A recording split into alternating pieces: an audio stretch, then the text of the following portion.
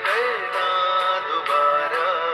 ओ मुरली अमृत की धारा है धारा, जो देती दुखों से किनारा।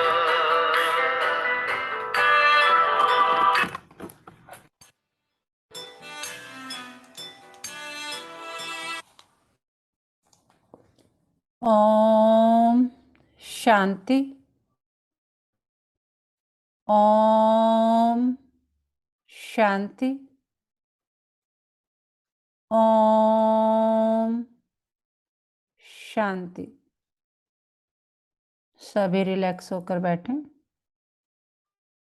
बुद्धि को चारों तरफ से हटाकर पूरा ध्यान भ्रिकुटी के मध्य में। ये मुझ आत्मा का निवास स्थान है। मैं आत्मा इस शरीर की मालिक हूं। मैं आत्मा इन कर्मेंद्रियों की मालिक हूं। मैं बहुत बहुत बहुत भाग्यवान आत्मा हूं।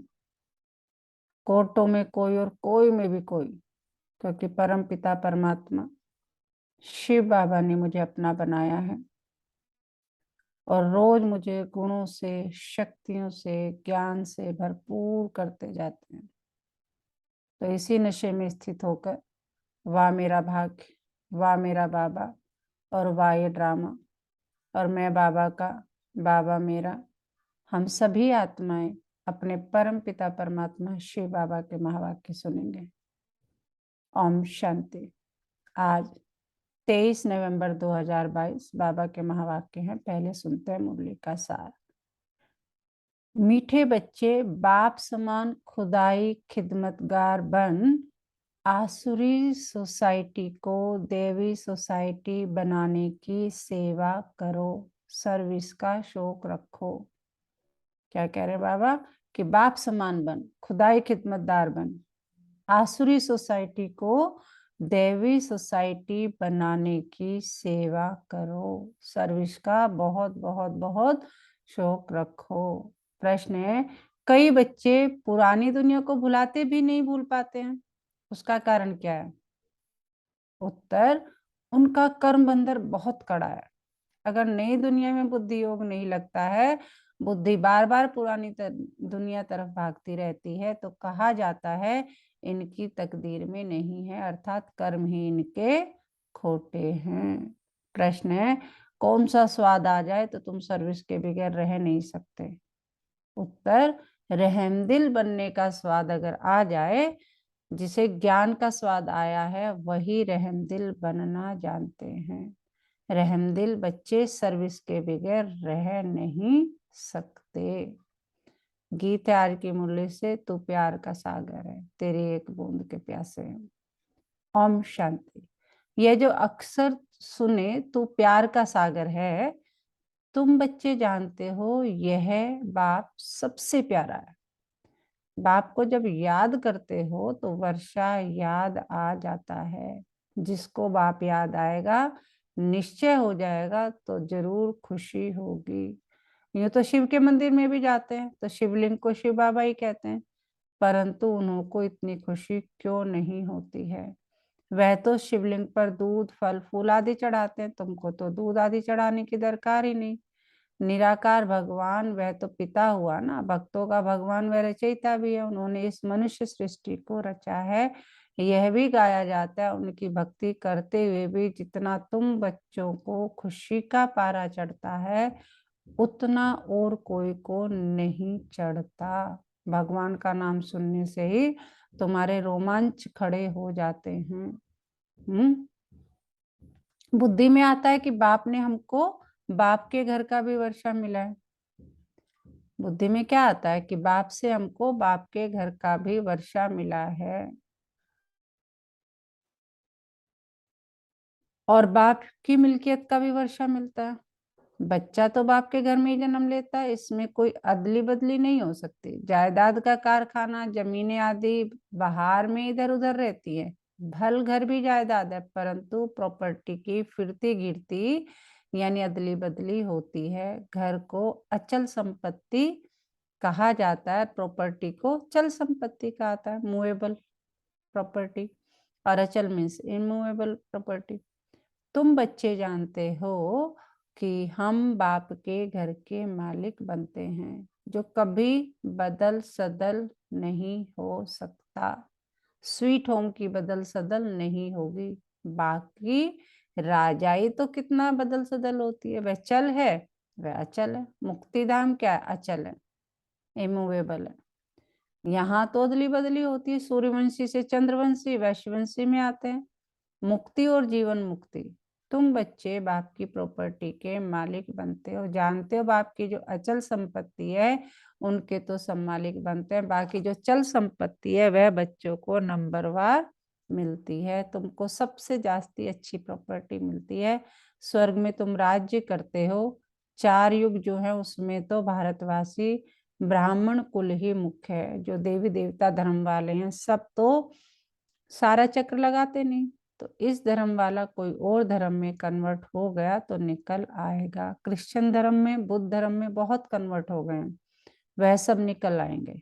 ऐसे बहुत कन्वर्ट हो गए, देखने में आता है कोई समय ऐसा भी आएगा। यह जो नॉलेज है उसे कोई भी समझ सकते हैं। इस सृष्टि चक्र को जानना तो कॉमन बात है। बल्कि कितना भी डलहेड हो तो भी बुद्धि में तो यह आता है ना, ऐसे नहीं कि सृष्टि चक्र को जानने से सरगुण संपन्न बन जाते, नहीं। यह तो पढ़ाई है, वह है हद की पढ़ाई, है बेहद की पढ़ाई। सिर्फ तुम जानते हो, तुम्हारी बुद्धि में यह रहता है कि चक्र कैसे फिरता है। और धर्म तो बाद में आते हैं। यह नॉलेज बहुत सहज है। कोई तो मुश्किल समझते हैं, परंतु फिर इतना योगी बनना है। सब उनको याद करते हैं सृष्टि चक्र को तो जाना है, परंतु वह अवस्था भी तो होनी चाहिए ना। सर्वगुण संपन्न बनने में अच्छी मेहनत लगती है। कोई ना कोई विघ्न निकल पड़ते हैं। खुद भी कहते हैं मेरे में मीठा बोलने वाला गुण नहीं है, पुरुषार्थ करना पड़ता है। एम ऑब्जेक्ट तो सीधी है। बाबा ने कल रात को भी समझाया कि यह तुम लिख सकते हो कि हम 5000 वर्ष पहले मुआफिक फिर से यह राजयोग सीख रहे हैं।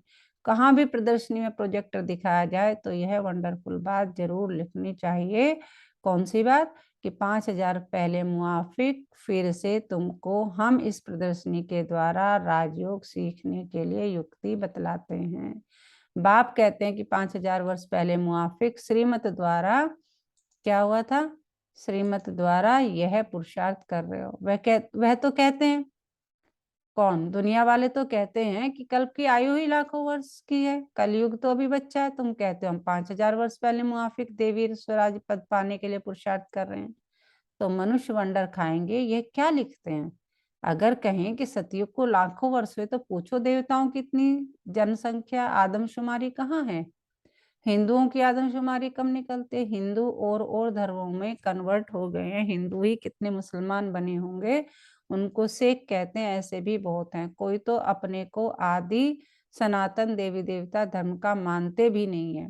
आदि सनातन हिंदू धर्म कह देते हैं, परंतु हिंदू धर्म तो आदि सनातन था नहीं। तुम अखबार में भी डाल सकते हो, मैगजीन की तो बात नहीं। अखबारें तो लाखों के अंदाज में छपती हैं। हाँ, वह पैसे तो बहुत लेते हैं, समझाने से वे डाल सकते हैं, चक्र भी डाल सकते हैं। बाबा ने जो प्रश्न लिखा था कि गीता का भगवान श्री कृष्ण का शिव, वह भी अखबार में डाल सकते हैं। कभी खर्चे पर डालते हैं, कभी लोन पर भी दे देते हैं। बड़ी अच्छी अखबार में डालो, परंतु हमेशा पढ़े, तब मनुष्यों की आंख खुले। एक बार डाला, कोई ने पढ़ा, कोई ने नहीं पढ़ा। रोज डालने से मनुष्यों की आंख खुलेगी, फिर आकर ज्ञान समझेंगे। पुरुषार्थ करने में भी कितनी मेहनत लगती है, बहुत माया के तूफान आते हैं। मेहनत तो है ना, अखबार में डालना, प्रदर्शनी करना। प्रदर्शनी तो एक गांव में होगी, अखबार तो चारों ही ओर जाती है। सारा ही दिन ख्यालात चलते रहते हैं, वर्णन करना पड़ता है कि क्या किया जाए, कैसे सर्विस को आगे बढ़ाया जाए। तुम हो सच्चे सच्चे खुदाई खिदमतदार बच्चे। सोसाइटी की सर्विस करना यह खिदमत है ना। बाबा कह रहे हैं सोसाइटी की सर्विस करना यह खिदमत है ना। तुम बच्चे जानते हो कि वह सब आसुरी सोसाइटी है, अब उनको देवी सोसाइटी बनाना है। सारी दुनिया की सोसाइटी को स्वर्ग में पहुंचाना है। सारी दुनिया का बेड़ा गर्क है। बाबा कह रहे सारी दुनिया का बेड़ा गर्क है। दुनिया पहले स्वर्ग थी, अब नर्क बन गई है। ये चक्र कैसे फिरता रहता है, ड्रामा है ना। जब स्वर्ग है तब नर्क नहीं, कहाँ गया? नीचे। ड्रामा को फिर फिरना है, यह चैतन्य ड्रामा है। सेकंड बाय सेकंड जो एक्ट करते हैं ये तुम्हारी बुद्धि में है, और तो कुछ भी नहीं समझ सकते। ड्रामा को समझ जाए तो फिर यह बातें ठहर न सके कि यह कल्प लाखों वर्ष का है। स्वास्तिका भी बिल्कुल ठीक निकाला हुआ है। स्वास्तिका की पूजा भी करते हैं, परंतु उनको यह नहीं पता कि क्या चीज है। अर्थ कुछ नहीं, यह तो चक्र समझाना पड़ता है। तुम्हारी बुद्धि में चक्र फिरता रहता है। तुम कहते हो कि हम मनुष्य से देवता, नर से नारायण बन रहे हैं, यह राजयोग है। त्रिमूर्ति का चित्र तो सारा दिन बुद्धि में रहता है। ब्रह्मा द्वारा विष्णुपुरी की राजाई मिलती है, शंकर द्वारा या आसुरी सृष्टि खलास होती है। बस बुद्धि में यही ख्याल चलता रहे, बहुत खुशी में रहना होता है। बाबा लॉकेट भी बनवा रहे हैं जिससे तुम बहुत सहज रीति समझा सकते हो। बैग्स में भी ये चित्र लगवा सकते हो, त्रिमूर्ति और चक्र। भर लक्ष्मी नारायण के चित्र में और सब है, श्री कृष्ण का भी है, सिर्फ चक्र में नहीं है। एक चित्र में सब चीजें कहाँ तक डाल सकते हैं, इसलिए वह भी समझाया जाता है। ब्रह्मा की बुद्धि सारा दिन चलती रहती है। ब्रह्मा बाबा की बुद्धि सारा दिन चलती रहती है कि लक्ष्मी नारायण का मंदिर बहुत अच्छा बनाते हैं, श्री कृष्ण के मंदिर भी बहुत अच्छे बने हुए हैं, परंतु ये किसको पता नहीं कि यह लक्ष्मी नारायण व राधे कृष्ण कौन है। लेकिन तुमको अब कितनी नॉलेज मिली। बाबा कह रहे दुनिया को किसको कुछ नहीं पता नहीं, लेकिन तुमको सब पता है। तुम्हें भी कैसे पता है? मैंने आके बताया है ना। मैंने तुम्हारा हाथ पकड़ा है, तुम्हें मैं ज्ञान से, गुणों से, शक्तियों से भरपूर कर रहा हूँ। तो मतलब हमें कितना नशा रहने चाहिए कि how lucky we are, we should feel proud of ourselves. कितनी खुशी होनी चाहिए। कहाँ भी जाकर तुम सर्विस कर सकते हो, श्रीनाथ द्वारे पर भी जाकर समझा सकते हो। ट्रस्टी लोगों को समझाओ, कास्केट पर कोई भी बड़े आदमी को समझाने से बहुत खुशी होगी। समझेंगे कि यह तो जैसे भगवान स्वयं रूप धारण कर समझा रहे हैं। कोई कोई बच्चों में सर्विस का बहुत शौक है, परंतु बड़ों बड़ों के पास जाते नहीं है। कहाँ भी जाकर तुम मुलाकात कर सकते हो। खर्चे की बात नहीं है, पहले तो वह समझेंगे कि यह कुछ शायद लेने के लिए आए हैं। सर्विस के लिए अनेक प्रकार की युक्तियां रचनी चाहिए। कल भी बाबा ने कहा था कि जैसे राखी बांधने के लिए जाते हैं तो ऐसे मत जाओ, बिल्कुल टिप टॉप होके जाओ, है ना। ये मत सोचो कि भाई जो है ये कुछ मांगने आया है। हमने कहा नहीं, सर्विस के लिए अनेक प्रकार की युक्तियां रचनी चाहिए, नहीं तो टाइम वेस्ट जाता है। हर एक को अपनी दिल से पूछना चाहिए। बहुत रहम दिल बन, बहुतों का कल्याण करना है। ज्ञान का स्वाद नहीं तो रहम दिली का स्वाद नहीं आता। नहीं तो तुम बच्चे बहुत अच्छी सर्विस कर सकते हो।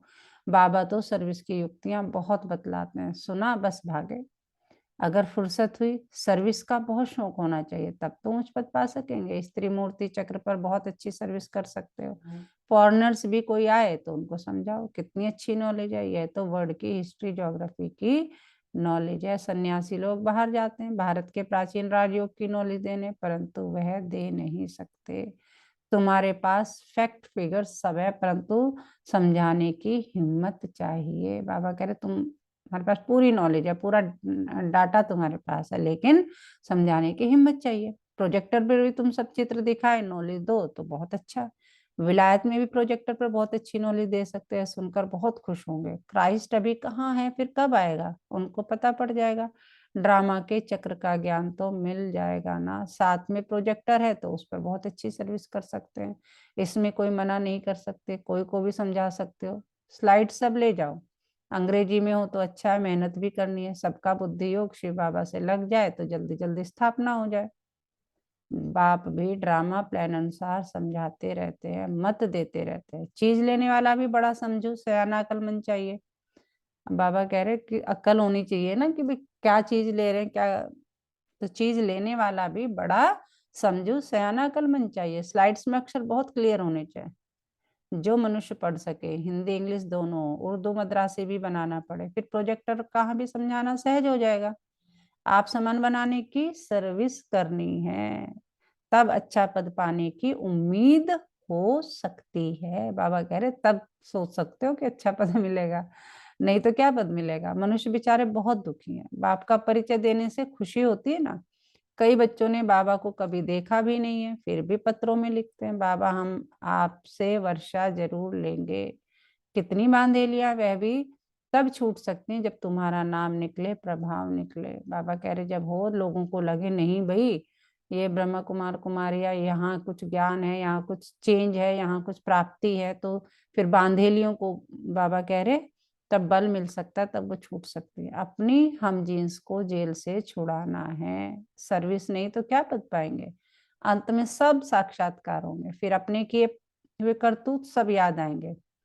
बाबा अब देखो अटेंशन दिलवा रहे हैं कि भाई देख लो, अभी बाद में मत कहना मुझे कि भाई क्या है, कि मैं तो तुम्हें रोज एक ही बात समझाता हूँ कि अपना अपना परिवर्तन करो, विश्व का परिवर्तन करो, सेवा करो, अपना कल्याण करो उच्च पद पाने के लिए, कि बाद में फिर मुझे मत कहना कि जब साक्षात्कार होंगे फिर अपने किए हुए करतूत सब याद आएंगे।